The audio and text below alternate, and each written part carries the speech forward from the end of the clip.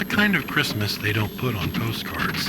Not the one with fireplaces and streetlights. The one where a ship is locked fast in ice, and the men inside already belong to the sea.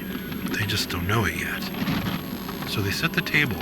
They pass the plates, they pour the drinks. They write on the log. We sang, we toasted, we kept our spirits up. And outside the hall, the ice is already closing the book on them. I used to stand in a warm dining room on my Christmas cruise, watching people raise their glasses under fake snow and fairy lights. Now every time I think about those doomed Yule feasts in the ice, I have to ask myself a question I don't like the answer to. What if my holiday cruise was one more wake in disguise? You're unlucky enough to be listening to Dead Reckoning Radio. 12 nights, 12 days.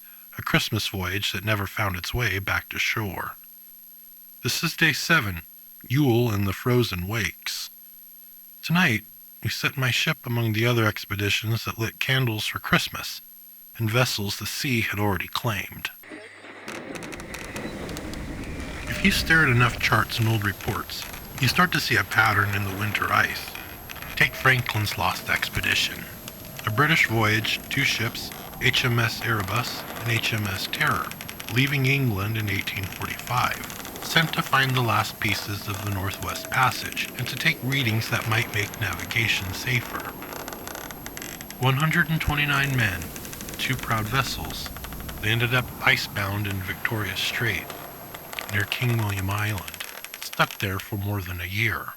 By the time they abandoned the ships in 1848, Franklin himself was already dead, and the others who tried to walk out disappeared into the Arctic with him. But before the silence, before the disaster turned into legend, they still had to live the days in between. That meant Christmas. Men trapped in the ice still wrote holiday entries into the logbooks. Menus, toasts, lines about carols and keeping morale up. We sang, we toasted, we celebrated the day.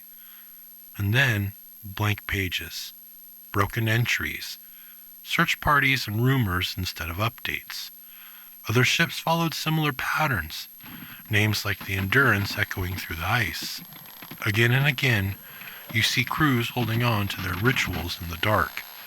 A Yule dinner in a hall that will never move again.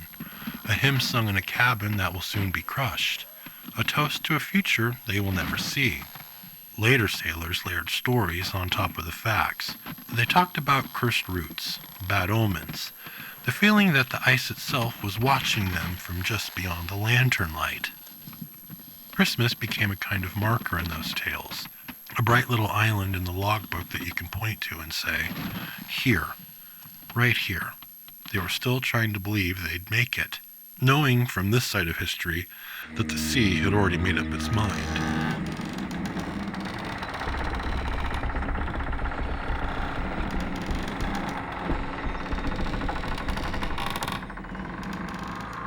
Out here on the Spectral Sea, those old stories don't stay in their own centuries. I have sailed past shapes in the fog that feel wrong together.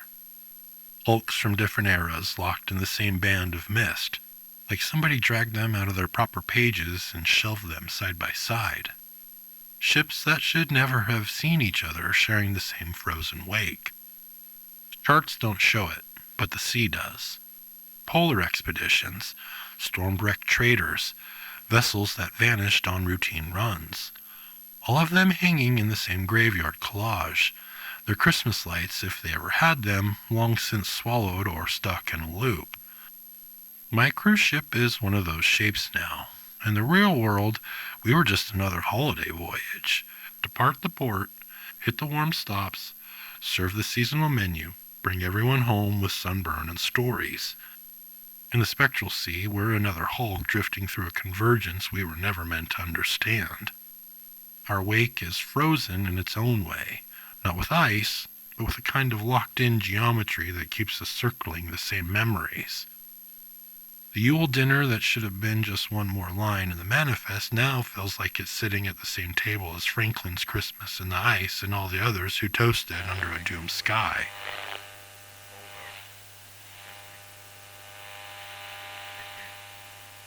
I can still see that last Christmas dinner. White tablecloths in the formal dining room, passengers in their best outfits, crew trying to look steady on no sleep. They called it a Yule service in the brochure, a little extra charm for the holiday run.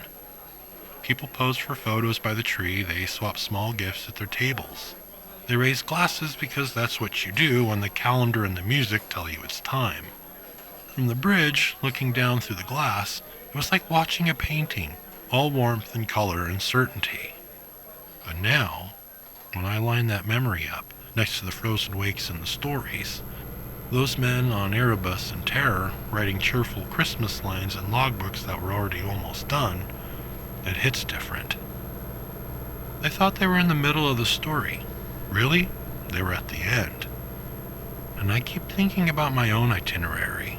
The first time I saw the route, the schedule, the way they wanted that Christmas cruise to run, I knew we were asking for it. I felt it in that quiet place you're supposed to listen to when you're in command, and I sailed anyway. So now when I picture that Yule dinner, I don't see a carefree holiday anymore. I see a room full of people celebrating what might as well have been their tomb. Plates set, toasts made, carols sung, all under a ceiling the sea had already signed. We thought the feast was the center of things, but out here, with the Spectral Sea trying our wake to every other doomed Christmas table it likes, it feels more like that dinner wasn't a celebration at all. It was a wake, and none of us realized who it was for.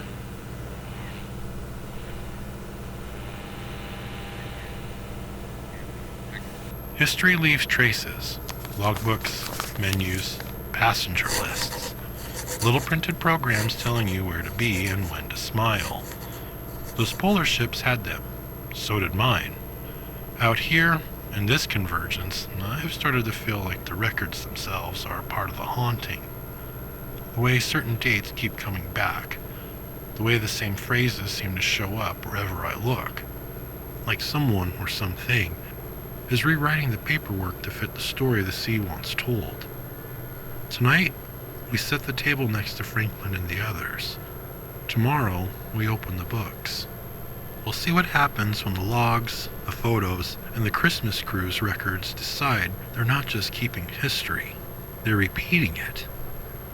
Join us for The Devil's Logbook. For now, this is Night 7, signing off.